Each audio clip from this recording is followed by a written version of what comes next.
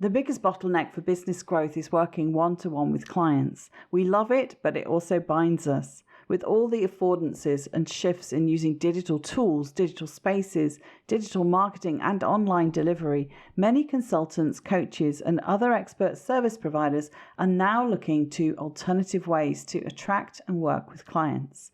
In this episode, we'll look at how to transition client work to a group program using examples from my work with clients to deliver acceleration, growth and scalability for the business. I'm excited to share this with you. I'll see you in a mo. Welcome to the Leverage Business Podcast, where we believe business success is about working smarter, not harder, leveraging your time and expertise in ways that fit the digital age you and your clients live in today. I'm your host, Jay Allison, author of Leverage Consulting in the Digital Age and founder of the iSuccess Business Academy. And every week I'll be sharing insights into how you can apply the power of leverage to grow your consulting, coaching, or other expert services business and create true freedom and independent success with mindset, marketing, and money model breakthroughs. Because when you get leveraged, the sky's the limit. Let's go for it.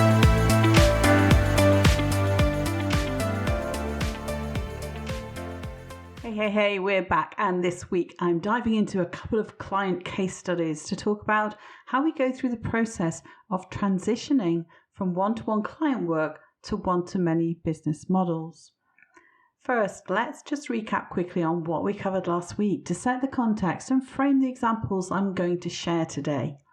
It was a taking stock episode, really, wasn't it? Because I wanted to refresh the point of all this leveraging stuff. As entrepreneurs and high achievers, we're constantly pushing ourselves to grow, to learn, to build, to earn more, to be more productive, to be better.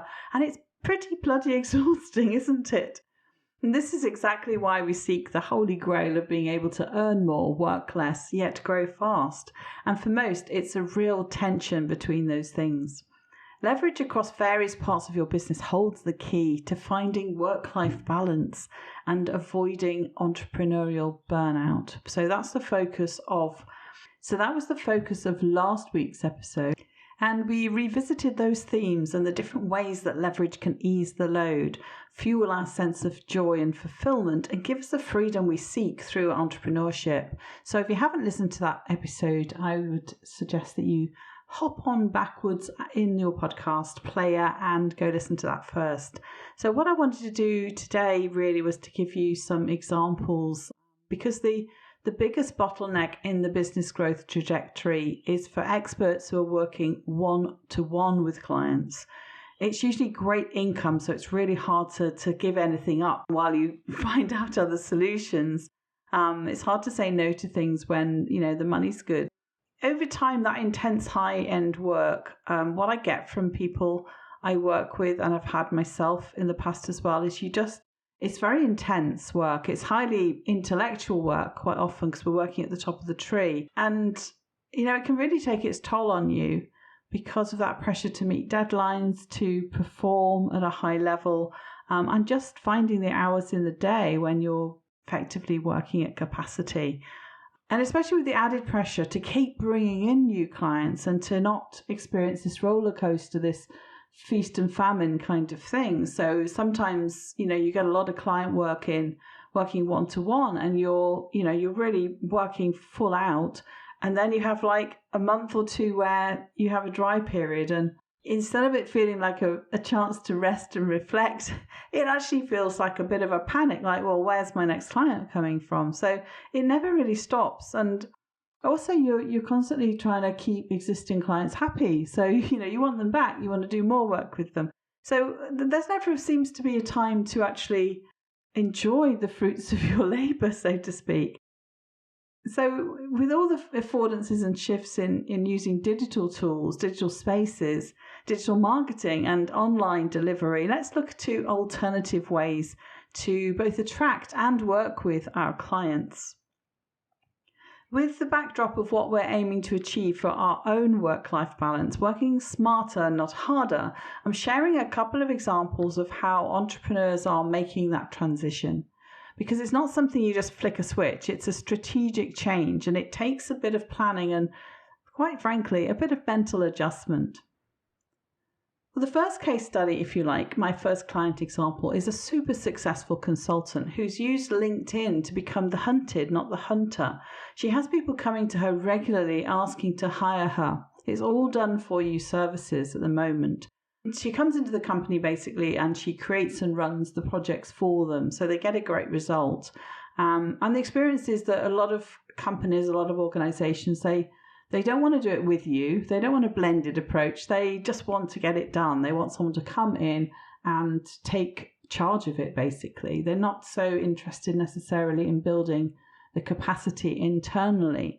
And so the question becomes, how can she increase her consulting income without taking on more clients if they're reluctant to do anything other than the service, the done-for-you type projects, because there's only one of her. So it gives her an income ceiling if she's not able to work with them in a different way. But really the question is, what leveraged business strategies would allow her to do what currently feels impossible? And then that's to bring in a dependable income, delivering results to clients whilst avoiding burnout for herself and without adding more one-to-one work. That was the success goal.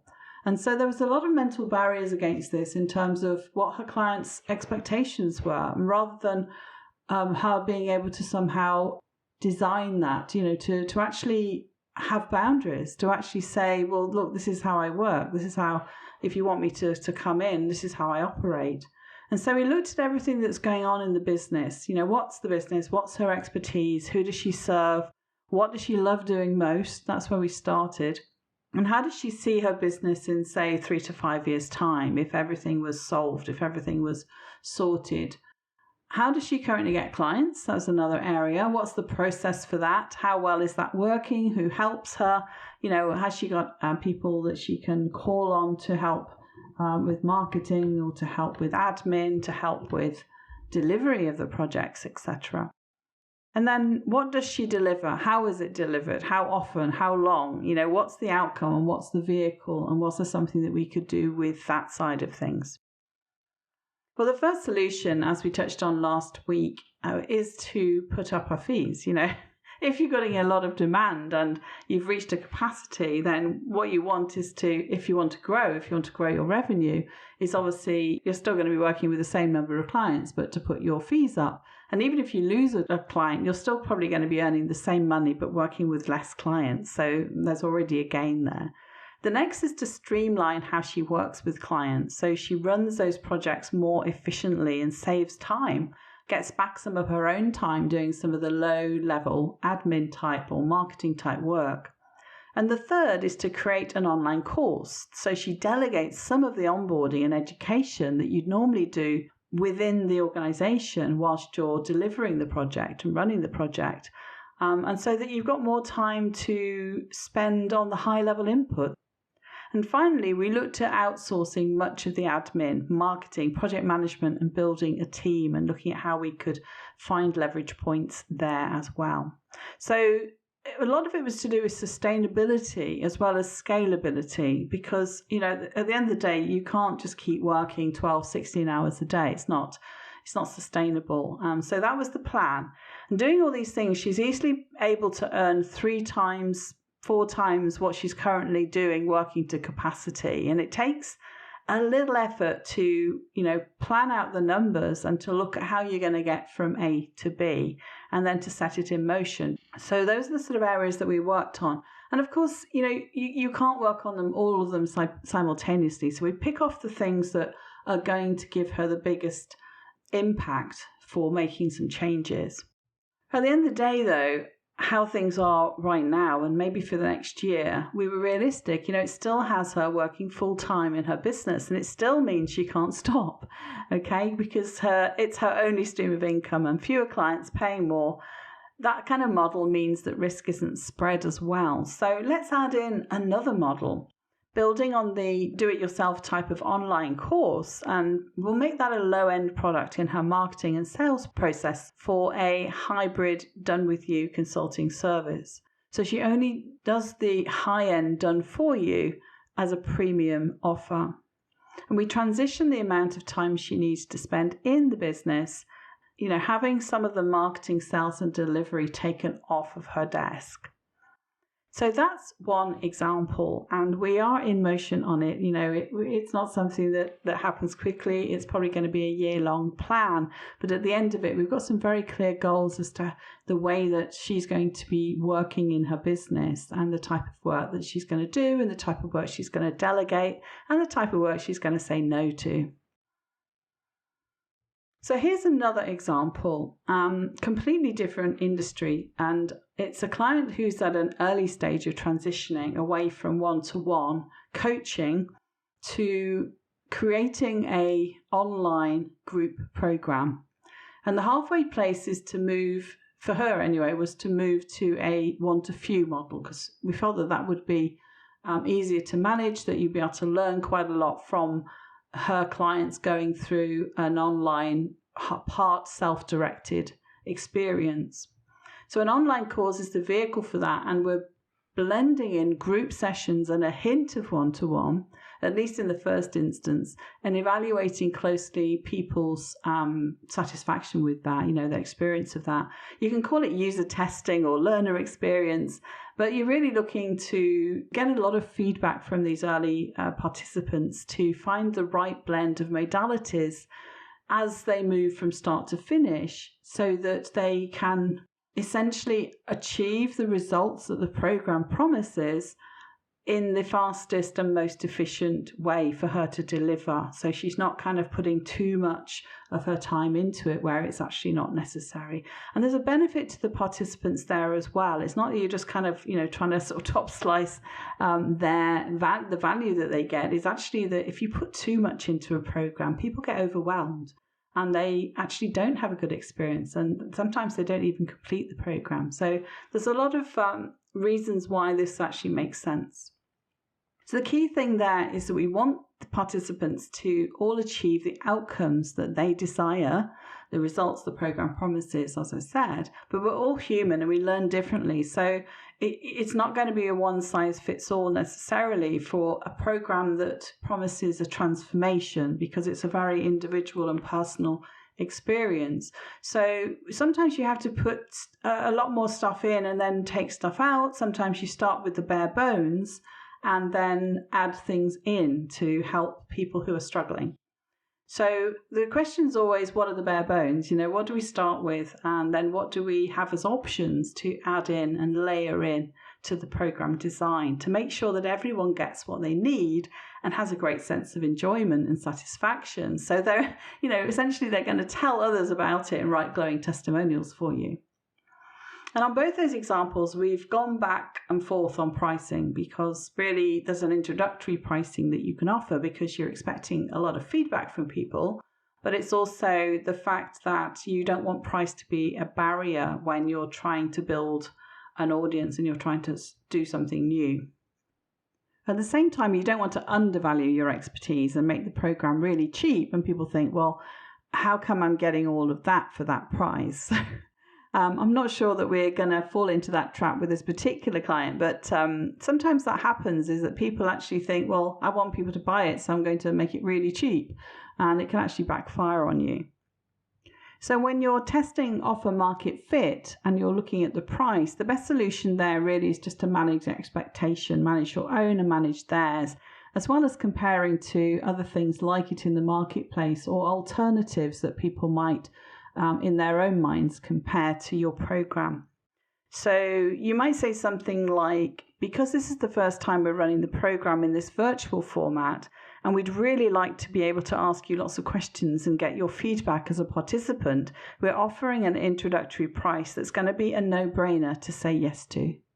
And this works really well when you're first approaching your warm market with this new offer, and people perhaps that you've already worked with one-to-one, as well as people that have expressed interest in what you do, and running it like a pilot, like an introductory version. So in this example, we were looking to transition away from intense one-to-one coaching, where there's a ceiling on how many clients you can take on, even assuming you're working with them as efficiently as possible. We spent a fair time in the first month of our work together clarifying the ideal client avatar, the transformation, and the mechanism for helping them. And then the focus was really on program design, and I drew very heavily on my e-learning design background for this, as well as helping with putting workflow together in terms of reaching out to people and inviting them to enrollment call and onboarding them into her program. Next round, we'll look towards monitoring participants' experience and putting a consistent marketing process in place to build up regular cohorts. But first, we wanted to make sure her offer was good and people were signing up. And this is how I work with clients. We start with business review, strategy, and planning, followed by implementation support. And that's the process I go through with every client in the Leverage Business Accelerator. And we look for the best leverage points. I help you get clarity, confidence, and coherence. So how do I do that? Well, I look at goals, assets, skills, and processes that you have in place. I look at how the business runs. I look at how the business feels for you. I look at positioning and messaging. I look at the offer and sales page, or look to create them. I look at the marketing strategy, and I look at the end-to-end customer journey process. And then I look at the delivery model. After this review, I share the findings, strengths, weaknesses, likely bottlenecks, potential barriers, areas for improvement, priorities for change, and all of that lovely stuff. And we come up with a strategy and a 90-day plan to accelerate you towards the end goal, the picture of success that you want, the leveraged living picture we painted earlier last episode. The big vision for your business and for your life is always in the background in terms of what's driving us. And it may take one round, it may take 3 to 4, but over each 90-day action plan we put together, you'll have made a massive leap forward. And if you want to understand more about the power of a 90-day business planning process to get things done, then head back to episode 5 and the article on my blog from the 13th of November 2020. Does that feel an age away to you? Are you ready to get the clarity you need and get to work on the right things that will make the biggest difference? Because that's what we do in the Leverage Business Accelerator. You don't need to decide anything, just make the commitment to yourself for the change you know needs to happen. And let's talk. You can do one of two things. You can dip a toe in the water and submit a question to me. So to jallison.com/podcast/QA and submit your question via the form, or in fact a voice message, which is great when we're on a podcast. It's easy, there's no pressure, and I will get in touch with you. And the other thing you can do is to book a free strategy discovery session with me, and we'll dive into a quick fire review based on the above and identify the main gaps so you have more clarity of what you should be focusing on. And if you want help with that, we can talk about the Leverage Business Accelerator program if that's a good fit for what you need support with. It's very low pressure, definitely not a sales conversation. I don't do sales calls, it's a consultation. And again, I dealt with that a couple of episodes ago, episode 23, how to use consultative sales to enroll clients with ease and grace so that it feels great for both of us. And this is complimentary, it's a high value call. Normally, I charge for these digital roadmap sessions, so we're going to do a shortened version of it, but we do have an application process because it's really important that I get some information from you and understand, what is it you're trying to achieve so that I can go into the call and really help you. So if you want to get rid of that dreaded burnout feeling or avoid entrepreneurial burnout going forward, and if you want to earn more, work less, grow faster, this is the journey we can go on together beyond this podcast. It's easy to apply. The link's in the show notes. Simply go to jallison.com/isuccess/LBA to find out more and apply for your free consult. Okay, so let me share a broader list of the kinds of strategic objectives that I'm working on with clients right now. Have a think. Do these resonate for where you're at and what you need to focus on too? So here we go. Finding clarity, confidence, and cohesion. I mentioned that earlier. That's one of the biggest gains that people get from working in our program. Not just my program, but the program I'm coaching on as well, which is a year-long business acceleration program. And I can tell you something about that as well if you want to make a bigger commitment to your business. The next one is reaching the right people and building relationships. Sometimes it's really hard, especially when you've pivoted and you're looking to find a new audience or present a new offer. And that leads to the third thing that we work on quite often with clients, and that's creating a compelling offer and making sales calls. Are you starting to see where some of the topics for this podcast come from? Okay, the next one is focusing on your best content platform for consistent marketing. Next is developing efficient workflows, tackling barriers to scalable revenue models, and we've touched on that today. Building business resilience for long-term sustainability. So some of the mindset episodes that I've been running are certainly speaking to that particular challenge, and linked to that mindset work and self-care for long-term health of you and your business. So all of these fit under one or more of the 5 pillars for leverage that I spoke about last week. And they're what enables you to work in a consistent, dependable, and sustainable way to ensure long-lasting business success. Because you want to end up with a business that makes you money and makes you feel good, right? What we're doing with all these leveraged strategies is building our business architecture with steel rather than straw. If you know the story of the 3 little pigs, you'll understand the difference. When the big bad wolf, aka circumstance, comes along, or things get a little bit rough, he's going to huff and puff until he blows your house down, and you definitely want some strong walls in place. Or whether it's COVID-19 or some more minor bump in the road, focusing on the fundamental machinery of your business, which includes taking care of you, then you're going to create a business that's built not on straw, wood, or even brick, but one built with steel. Running a successful business while also juggling a full client load, family responsibilities, and other normal day-to-day pulls on your time that pop up in life and work, well, that would be impossible if I didn't have well-defined business workflows to rely on. I can't say I love planning, but I love the benefits of planning. So I do a lot of planning and I create a lot of workflows. And that feeling when you're clear, confident, and committed to a plan of action, and that celebration when a plan comes together brilliantly, you can't beat it, right?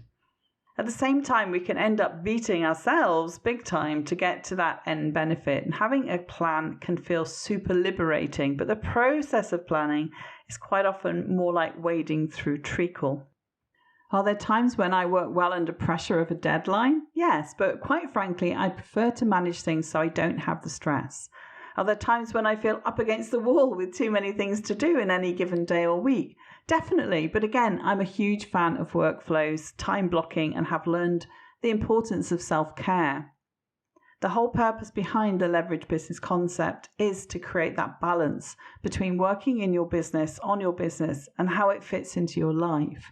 So this transitioning from high-end, intensive one-to-one client work, or whether it's consulting or coaching, to a steadier form of interaction with your clients in a group setting where you can add in one-to-one, but that not everything that you do is one-to-one. Well, that just is really what a lot of people want, particularly when you've been doing it for 20 odd years and you feel exhausted and you just want to do things differently. You want to not necessarily slow things down intellectually, but you want to slow things down in terms of the time that you have in your diary in any given week, that other things don't get squeezed. And that continuing to do the one-to-one work is just killing you. So that's really what's behind it. Some people are quite happy to just work 9 to 5 on client work, bring in the income. But if you're ambitious and you want to grow your revenue and you want to build a team and see really where your business can go, then you have to make some changes. And that brings me right back round to what drives me, and that's the pursuit of leveraged living, as I call it. I started my consulting business because I wanted more freedom. I wanted to be the one calling the shots. I wanted to be my own boss, to be financially independent. And I wanted to avoid feeling the constant stress and strain, the feast and famine, the roller coaster, the revenue roller coaster. And one of my clients actually put a name to this, which I thought was brilliant, which was that she tries to avoid push energy. And that really resonated with me because what I'm saying here is we want to avoid feeling that we're always pushing ourselves and we never kind of take care of ourselves. We're hard on ourselves.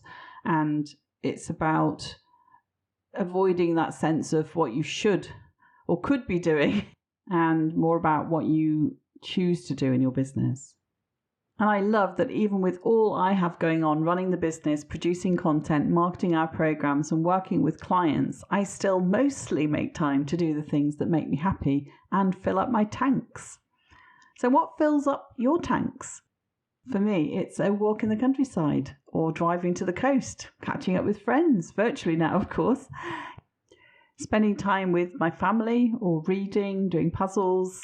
I'm never bored, and there's always lots to choose from, come rain or shine, as a way to relax and enjoy life. But certainly for me, if I can get outside, then it's very uplifting. I really love that. I love nature.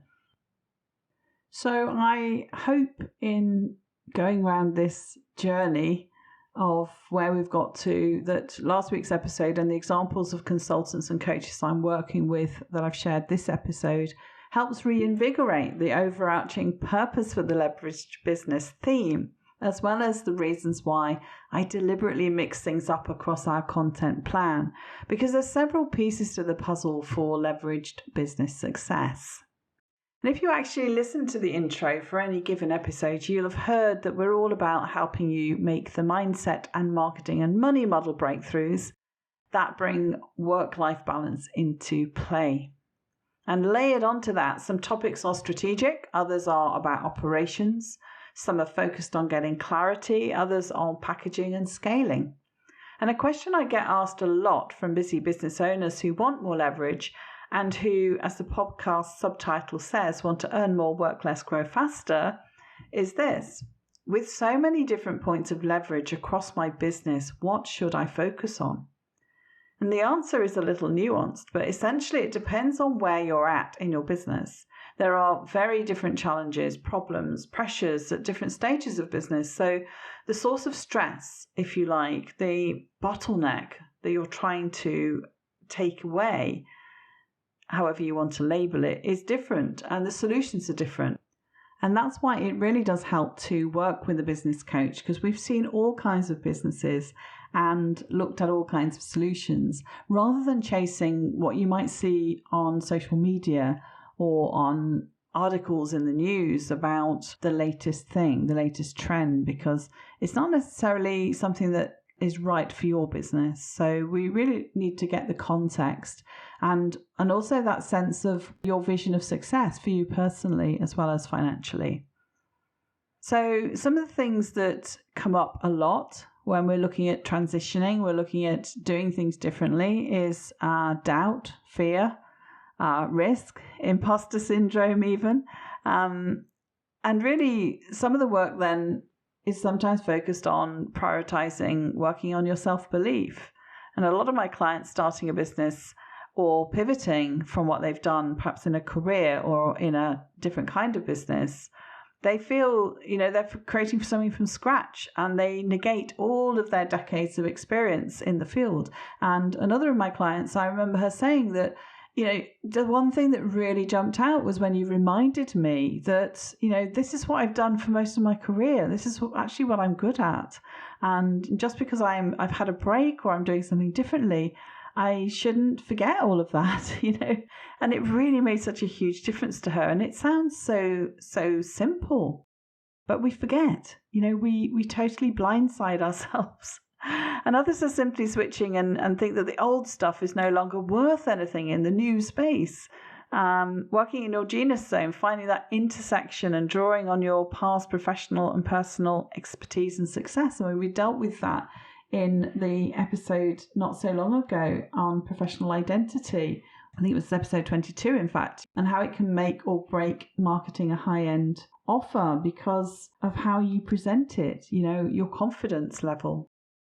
The middle phase really is when things are going well, but you're working really long hours. And this is where we are at today with the transitioning from one-to-one, because you can be a victim of your own success when you have a full client load and, really you're just super full and there's no time to do anything else. And you just feel you're going from pillar to post.